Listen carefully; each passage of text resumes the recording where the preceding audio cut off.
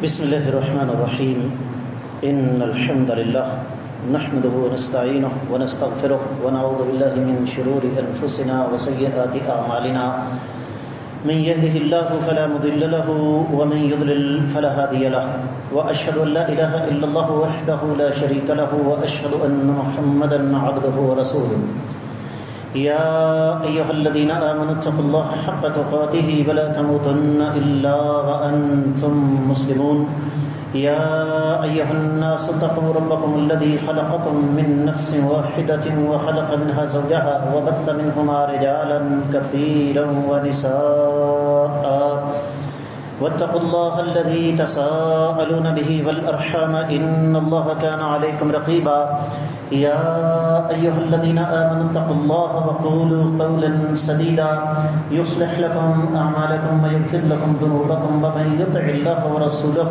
فقد فاز فوزا عظيما أما بعد فإن خير الحديث كتاب الله وخير الهدي هدي محمد صلى الله عليه وسلم وشر الأمور محدثاتها وكل محدثة بدعة وكل بدعة ضلالة وكل ضلالة في النار.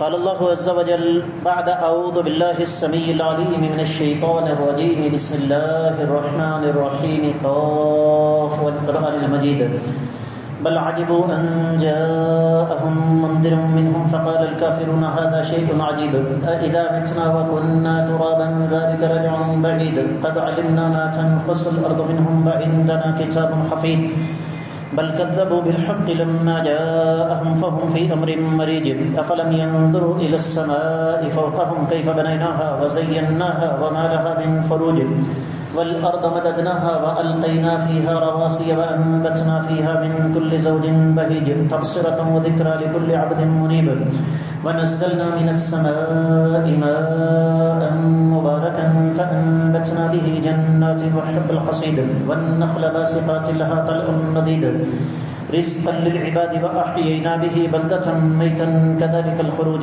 كذبت قبلهم قوم نوح وأصحاب الرس وثمود وعاد وفرعون وإخوان لوط وأصحاب الأيكة وقوم تبع كل كذب الرسل فحق وعيد أفعينا بالخلق الأول بل هم في لبس من خلق جديد ولقد خلقنا الإنسان ونعلم ما توسوس به نفسه ونحن أقرب إليه من حبل الوريد إذ يتلقى المتلقيان عن اليمين وعن الشمال قعيد ما يلفظ من قول إلا لديه رقيب عتيد وجاءت سكرة الموت بالحق ذلك ما كنت منه تحيد ونفخ في الصور ذلك يوم الوعيد وجاءت كل نفس معها سائق وشهيد لقد كنت في غفلة من هذا فكشفنا عنك غطاءك فبصرك اليوم حديد وقال قرينه هذا ما لدي عتيد ألقيا في جهنم كل كفار عنيد مناع للخير معتد مريب الذي جعل مع الله إلها آخر فألقياه في العذاب الشديد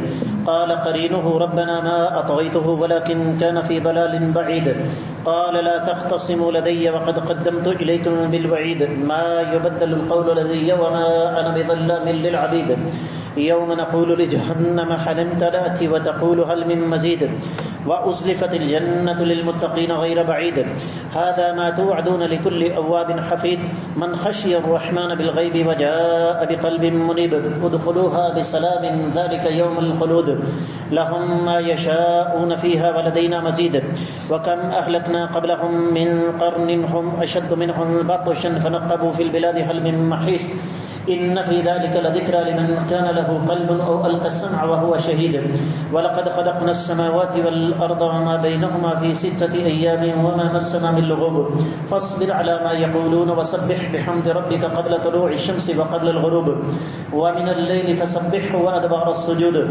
واستمع يوم ينادي المنادي من مكان قريب يوم يسمعون الصيحة بالحق ذلك يوم الخروج إنا نحن نحيي ونميت وإلينا المصير يوم تشقق الأرض عنهم سراعا ذلك حشر علينا يسير نحن عالم بما يقولون وما أنت عليهم بجبار فذكر بالقرآن من يخاف وعيد.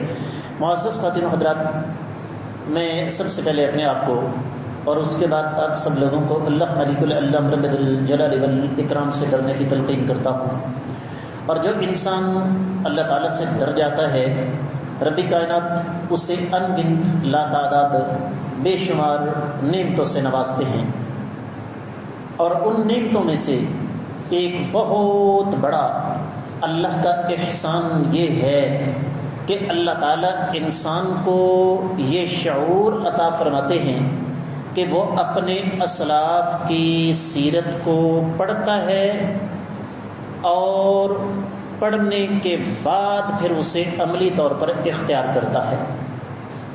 اللہ تعالیٰ کی توفیق، اس ذات بابرکت کا فضل و کرم، آج 24 محرم 1448 ہجری، دوسری طرف 10 جولائی 2026 عیسوی، اور ہمارا آج کا موضوع انسانی تاریخ کی سب سے بڑی عالمہ، فاضلہ، محدثہ اور فقیہہ شخصیت کے کچھ امتیازات۔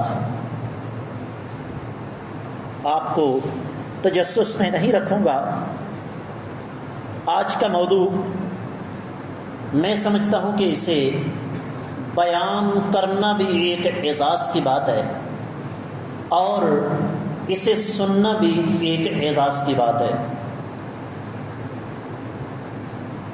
تذکرہ کروں گا اس شخصیت کا جنہیں رب کائنات نے ان گنت لاتعداد بے شمار امتیازات سے نوازا۔ ان میں سے میں آج آپ کے لیے 10 لے کر آیا ہوں، وقت نے اجازت دی تو 10 کا تذکرہ، ورنہ جتنے ہو سکے۔ اس ہستی کا نام ہے صدیقہ بنت صدیق طیبہ طاہرہ ام المومنین سیدہ عائشہ رضی اللہ تعالی عنہا۔ اپنی اس ماں کی مکمل سیرت کو بیان کرنے کے لیے یہ 20-25 منٹ کا وقت یہ اونٹ کے منہ میں زیرہ دینے کے مترادف ہے، اس لیے کہ ان کی شخصیت کے بے شمار پہلو ہیں، اور ہر پہلو اپنے اندر ٹھیک ٹھاک وسعت رکھتا ہے۔ مثال کے طور پر بیٹی کس کی ہیں، بہن کس کی ہیں؟ جب بیٹی کس کی ہیں کا سوال کیا جائے تو اس سے صرف ان کے والد محترم صدیق کائنات مراد نہیں، والد اور والدہ دونوں طرف سے۔ چوتھی یا 5ویں نسل میں جا کے سیدہ عائشہ رضی اللہ تعالیٰ عنہ والدہ کی طرف سے نبی علیہ السلام کے ساتھ جا کر مل جاتی ہیں۔ پھر ہجرت کن حالات میں کی، نبی علیہ الصلوۃ والسلام کے ساتھ نکاح کن حالات میں ہوا،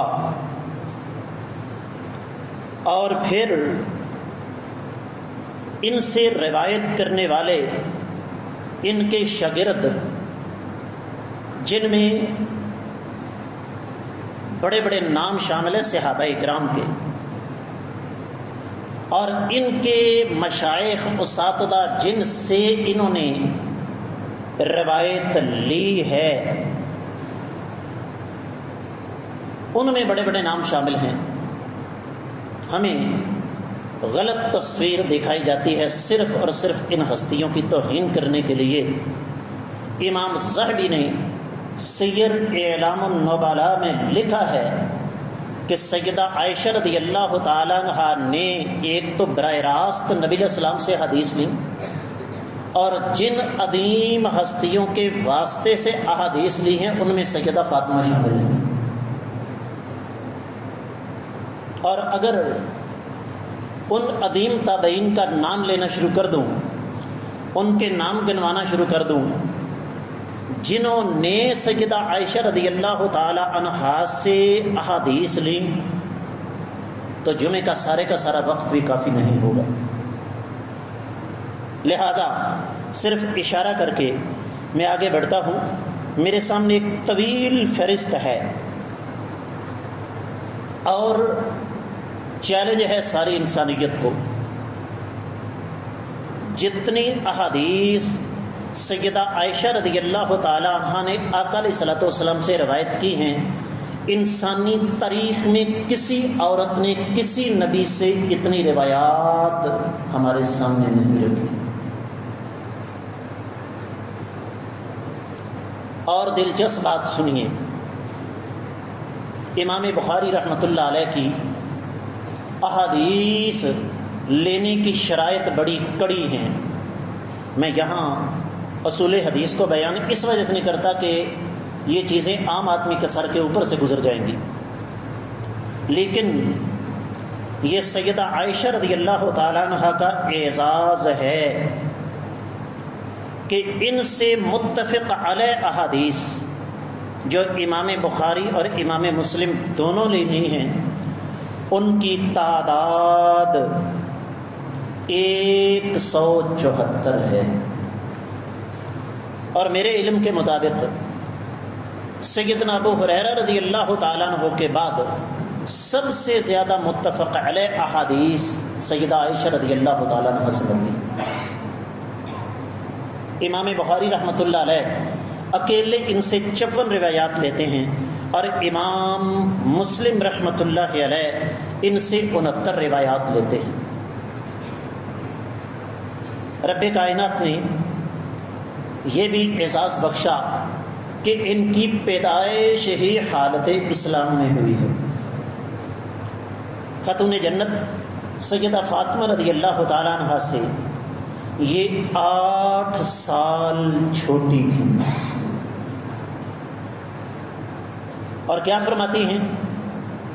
لم اعقل ابویہ الا وہما یدینان الدین، میں نے جب ہوش سنبھالا تو میں نے اپنے والدین کو اسلام پر پایا، اور یہی بے بس نہیں، رب کائنات نے ان گنت کمالات سے نوازا تھا۔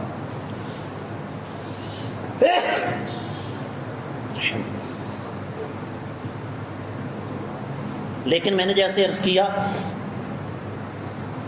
کہ اس طرف اگر جاؤں گا تو بات لمبی ہو جائے گی، براہ راست حدیث کی طرف آتا ہوں۔ ذرا تھوڑا سا دور کی روایت ہے، حوالہ نوٹ کیجئے گا۔ امام حیثمی مجمع الزوائد میں اس روایت کو لے کر آئے، اور امام حیثمی کے علاوہ امام ذہبی نے اسے سیر اعلام النبلاء میں ذکر کیا۔ امام حاکم اپنی مستدرک میں 6730ویں حدیث کے تحت نقل فرماتے ہیں۔ امام ابن ابی شیبہ 32944ویں حدیث لے کر آئے ہیں۔ امام طبرانی المعجم الکبیر میں اس حدیث کو لے کر آئے، اور بھی بہت سارے محدثین نے بیان فرمایا۔ سیدہ عائشہ رضی اللہ تعالیٰ عنہ خود بیان فرماتی ہیں، لقد اعطیت 9 ما اعطیتها امرأة بعد مریم بنت عمران۔ سیدہ مریم جو سیدنا عیسیٰ علیہ السلام کی والدہ تھی، فرمایا ان کے علاوہ میرے اللہ نے مجھے 9 اعزازات دیے جو ان سیدہ مریم کے علاوہ کسی اور کو نہیں مل سکی۔ میں نے جیسے ابتدا وعدہ کیا یہ 9 آپ کے سامنے رکھوں گا، ایک 10واں اعزاز بھی ہے، اگر وقت نے اجازت دی تو وہ بھی آپ کے سامنے رکھوں گا۔ فرماتی ہیں لقد نزل جبریل بالسورۃ فی راحتہ، میرے آقا علیہ الصلوۃ والسلام کو نکاح سے پہلے اللہ نے ایک فرشتے کی صورت میں میرا چہرہ دکھا دیا تھا۔ حتیٰ امر رسول اللہ صلی اللہ علیہ وسلم یتزوجنی، یہاں تک کہ جبریل امین عرش پر سے یہ پیغام لے کر آئے کہ رب کائنات فرماتے ہیں اے میرے پیارے نبی صلی اللہ علیہ وسلم آپ سیدہ عائشہ کے ساتھ نکاح کر لیں۔ آپ کہیں گے قرآن کہتا ہے فلما قضى زید منها وطرا زوجناکہا، رب کائنات نے سیدہ زینب کا نکاح عرش پر خود پڑھایا نبی علیہ السلام کے ساتھ، انکار نہیں، لیکن وہ عرش کی بات ہے، یہ زمین کی بات ہے۔ زمین پر یہ اعزاز صرف سیدہ عائشہ رضی اللہ تعالیٰ عنہ کو حاصل ہے کہ اللہ نے حکم دے کر نبی علیہ الصلوۃ والسلام کا نکاح جو ہے وہ سیدہ عائشہ کے ساتھ کروایا۔ دوسرا اعزاز، تیسرا اعزاز فرمایا لقد تزوجنی بکرا، میں انسانی تاریخ کی واحد عورت ہوں جو کنواری تھی اور نبی علیہ السلام کے نکاح میں آئی ہے۔ سیدہ عائشہ رضی اللہ تعالیٰ عنہ کو ایک طرف رکھیں، سیدہ خدیجہ سے لے کر سیدہ صفیہ تک، میں تو تاریخ اور حدیث کا ایک چھوٹا سا طالب علم ہوں، حقیقت بات یہ ہے کہ میں جب اپنی ان ماؤں کی سیرت کو پڑھتا ہوں میں حیران رہ جاتا ہوں کہ میرے اللہ نے اپنے نبی صلی اللہ علیہ وآلہ وسلم کے نکاح کے لیے کیسی کیسی عظیم عورتوں کا انتخاب کیا، ہمیں تو پتہ ہی نہیں، ایک سے بڑھ کر ایک عظمت والی۔ ضمناً ایک مثال دیتا ہوں، نبی علیہ الصلوۃ والسلام نے غزوہ خیبر کے موقع پر ایک لونڈی کو آزاد کر کے ان کے ساتھ نکاح کیا، کسی کو ان کا نام معلوم ہے جی؟ سیدہ صفیہ رضی اللہ تعالی عنہ، اور کسی کو نہیں پتا کہ سیدہ صفیہ کا یہ اصل نام نہیں تھا، ان کا اصل نام زینب تھا۔ صفیہ کا لفظی معنی ہے منتخب، چنی ہوئی۔ یہ خیبر کے بہت بڑے سردار حیی بن اخطب کی بیٹی تھی، یہودی تھا، اور ان کا نکاح بھی ایک یہودی کے ساتھ ہوا تھا۔ جب خیبر فتح ہوا تو یہ لونڈی بنی، یہ حصے میں آئی سیدنا دحیہ الکلبی رضی اللہ تعالیٰ عنہ کی۔ تو صحابہ اکرام نے آپس میں مشاورت کی کہ یہ سردار کی بیٹی ہیں، پیسے دے کر یہ چھڑا لے گا۔ تو یہ جو اور یہ بھی میں آپ کو بتا دوں کہ سیدہ صفیہ رضی اللہ تعالی عنہا سیدنا موسیٰ علیہ السلام کے بھائی سیدنا ہارون علیہ السلام کی نسل سے تھی، نہیں پتا کسی کو بھی، وجہ کبھی پڑھا ہی نہیں، جاننے کی کوشش ہی نہیں کی۔ تو سیدنا دحیہ الکلبی رضی اللہ تعالیٰ عنہ کو 9 غلام دے کر نبی علیہ السلام نے ان کو خرید لیا تھا اور ان کو دعوت دی تھی، انہوں نے اسلام قبول کرنے کا فیصلہ کیا۔ نبی علیہ السلام نے فرمایا تم نے اسلام قبول کیا، میں تمہیں آزاد کرتا ہوں۔ سیدہ صفیہ رضی اللہ تعالیٰ عنہ کا حق مہر ان کی آزادی قرار پایا۔ لیکن میں پلٹ کر اپنے اصل موضوع کی طرف آتا ہوں۔ آپ نے سن لیا، اس سے اگلا اعزاز فرمایا وما تزوج بکرا غیری، میرے آقا علیہ الصلوۃ والسلام ایک اشارہ کرتے سارے جہان کی کنواریاں قدموں میں آ جاتی۔ فرمایا یہ اعزاز میرے اللہ نے مجھے دیا ہے کہ میرے علاوہ کسی کنواری عورت کے ساتھ آقا علیہ السلام نے نکاح نہیں کیا۔ اور اگلی بات ذرا اپنے ایمان کو حاضر کر کے سنیے گا۔ فرمایا وَلَقَدْ قُبِضَ وَرَأْسُهُ فِي حِجْرِي، قیامت تک کی آنے والی انسانیت کو چیلنج کر دیا، لاؤ کوئی ایسی عورت۔ فرمایا میرے آقا علیہ الصلوۃ والسلام کی روح پرواز کی اور آقا علیہ الصلوۃ والسلام کا سر میری گود میں تھا۔ سوچ سکتے ہیں آپ، یہ چھوٹا سا اعزاز ہے۔ اور آگے بڑھیے، فرمایا وَلَقَدْ قَبَرْتُهُ فِي بَيْتِي، میرے آقا علیہ السلام کی اور بھی ازواج مطہرات تھیں۔ فرمایا اگر اللہ نے آقا علیہ الصلوۃ والسلام کی قبر بنائی تو میرے گھر کے اندر بنائی۔ بڑا سخت جملہ بولنے والا ہوں. کیا رب کائنات کسی عام جگہ پر اپنے آقا علیہ الصلوۃ والسلام کے جسد اطہر کو دفن کرنے کی اجازت دے سکتے ہیں؟ میرا اور آپ کا ایمان ہے کہ ساری مخلوق کی پاکیزگی ایک طرف، میرے آقا علیہ السلام کی پاکیزگی ایک طرف. یہ پاکیزہ جسد اطہر جس حجرے کے اندر دفن ہوا، میرا ایمان ہے کہ وہ کائنات کا سب سے پاکیزہ حجرہ تھا. جب حجرہ پاکیزہ تھا تو جس کا حجرہ تھا وہ سب سے پاکیزہ کیوں نہیں ہوگی؟ آگے بڑھیے. فرمایا وَلَقَدْ حَفَّتِ الْمَلَائِكَةُ بَيْتِي. آج تک آپ نے یہ بات نہیں سنی، میں چیلنج ہے میرا. فرمایا قسم ہے اللہ کی، فرشتوں نے میرے حجرے کو اپنے گھیرے میں لیا ہوا تھا. اور آگے بڑھیے. فرمایا وَإِنْ كَانَ الْوَحْيُ لَيَنْزِلُ عَلَيْهِ وَإِنِّي لَمَعَهُ فِي لِحَافِهِ. میں دنیا کی وہ واحد عورت ہوں کہ کائنات کے امام صلی اللہ علیہ وسلم جب تک میرے لحاف میں تشریف نہیں لاتے تھے وحی نازل نہیں ہوتی تھی. ضمناً ایک حدیث یاد آ گئی. آقا علیہ الصلوۃ والسلام سے سیدہ عائشہ رضی اللہ تعالیٰ عنہ کے حوالے سے بات کی گئی.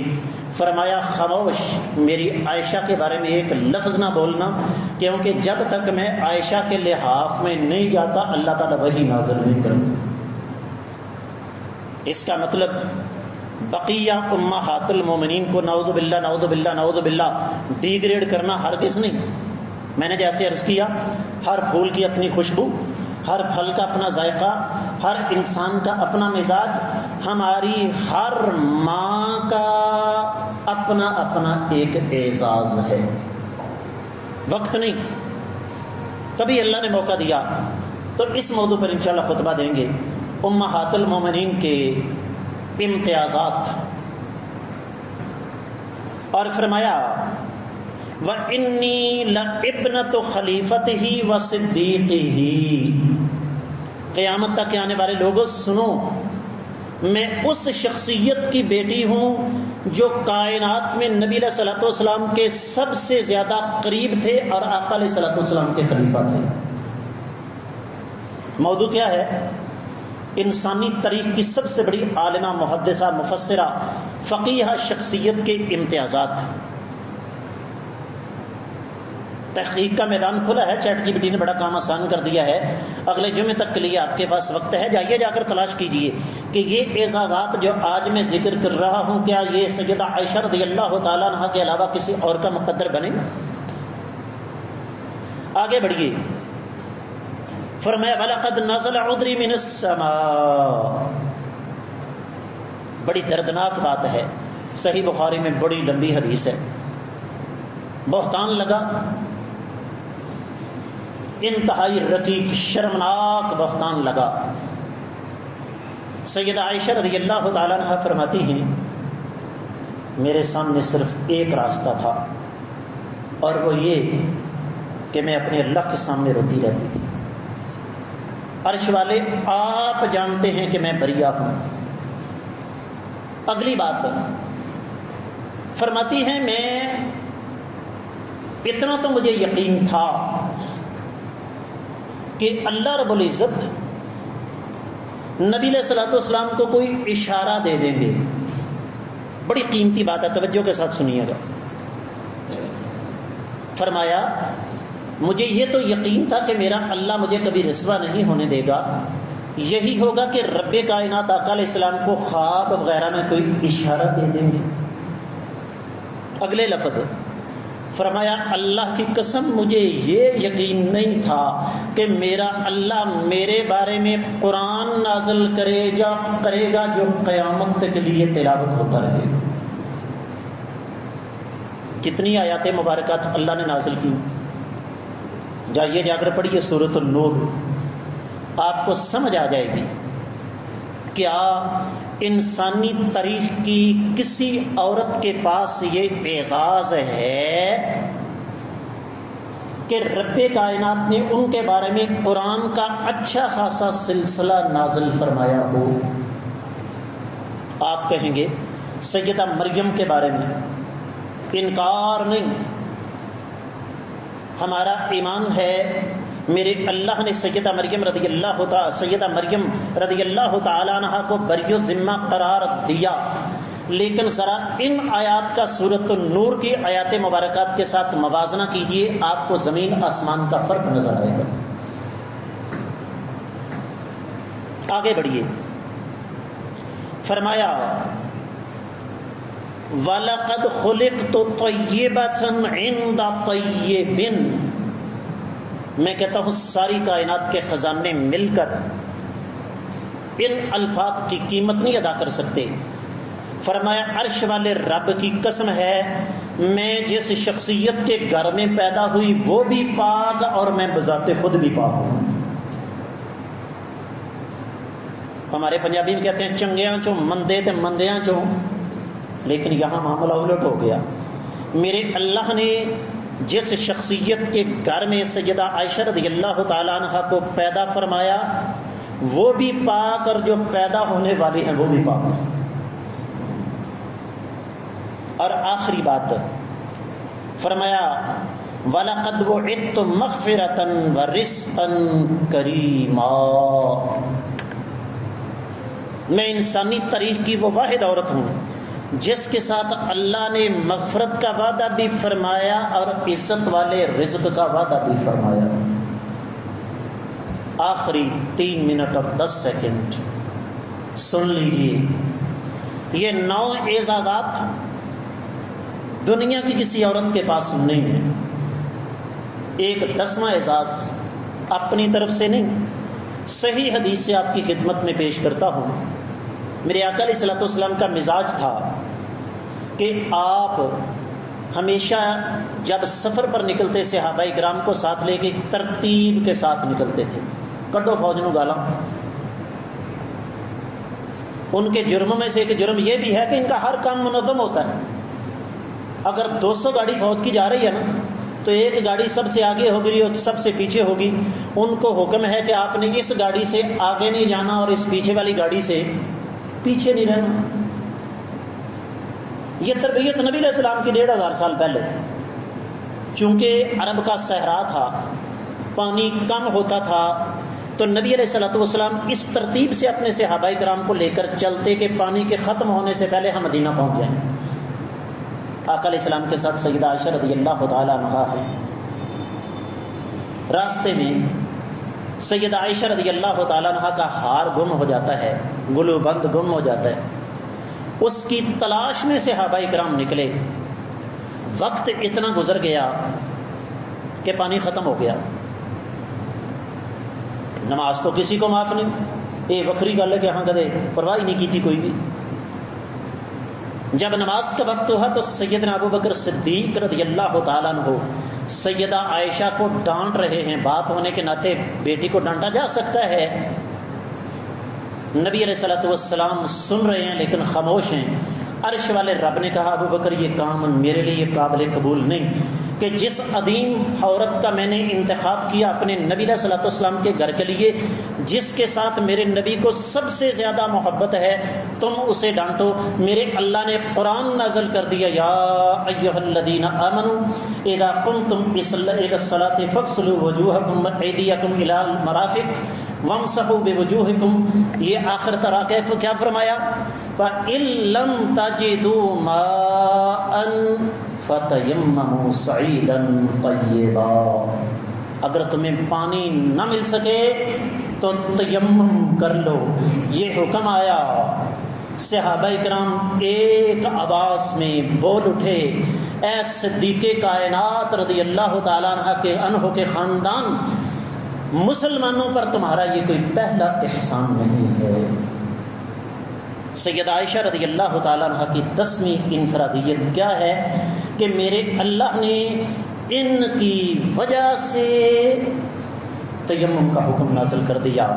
اللہ کی بارگاہ میں دعا ہے اللہ تعالیٰ ہماری ماں پر اپنی انگنت تعداد بے شمار رحمتیں نازل فرمائے، ہماری خواتین کو اللہ تعالیٰ ان کی اتباع اور پیروی کرنے کی توفیق عطا فرمائے۔